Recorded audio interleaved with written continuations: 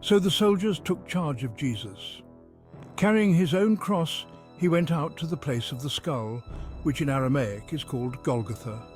There they crucified him, and with him 2 others, one on each side, and Jesus in the middle. Pilate had a notice prepared and fastened to the cross. It read, "Jesus of Nazareth, the King of the Jews." Many of the Jews read this sign, for the place where Jesus was crucified was near the city, and the sign was written in Aramaic, Latin and Greek. The chief priests of the Jews protested to Pilate, "Do not write the King of the Jews, but that this man claimed to be King of the Jews." Pilate answered, "What I have written, I have written." When the soldiers crucified Jesus, they took his clothes, dividing them into 4 shares, one for each of them, with the undergarment remaining. This garment was seamless, woven in one piece from top to bottom. "Let's not tear it," they said to one another.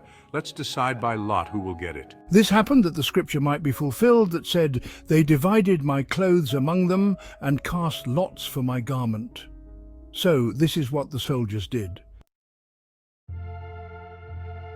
Near the cross of Jesus stood his mother's sister, Mary, the wife of Clopas, and Mary Magdalene.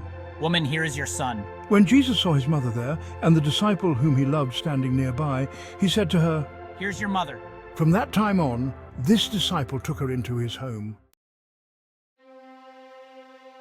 Later, knowing that everything had now been finished, and so that scripture would be fulfilled, Jesus said, "I'm thirsty." A jar of wine vinegar was there, so they soaked a sponge in it, put the sponge on a stalk of the hyssop plant, and lifted it to Jesus' lips. "It is finished." With that, he bowed his head and gave up his spirit. The soldiers therefore came and broke the legs of the first man who had been crucified with Jesus, and then those of the other. But when they came to Jesus and found that he was already dead, they did not break his legs. Instead, one of the soldiers pierced Jesus' side with a spear, bringing a sudden flow of blood and water. The man who saw it has given testimony, and his testimony is true. He knows that he tells the truth, and he testifies so that you also may believe. These things happened so that the scripture would be fulfilled. Not one of his bones will be broken. And as another scripture says, they will look on the one they have pierced. Not one of his bones will be broken. They will look on the one they have pierced. Later, Joseph of Arimathea asked Pilate for the body of Jesus. Now Joseph was a disciple of Jesus, but secretly because he feared the Jewish leaders. With Pilate's permission, he came and took the body away. He was accompanied by Nicodemus, the man who earlier had visited Jesus at night. Nicodemus brought a mixture of myrrh and aloes, about 75 pounds.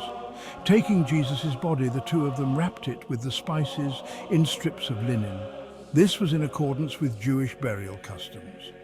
At the place where Jesus was crucified, there was a garden, and in the garden a new tomb in which no one had ever been laid. Because it was the Jewish day of preparation, and since the tomb was nearby, they laid Jesus there.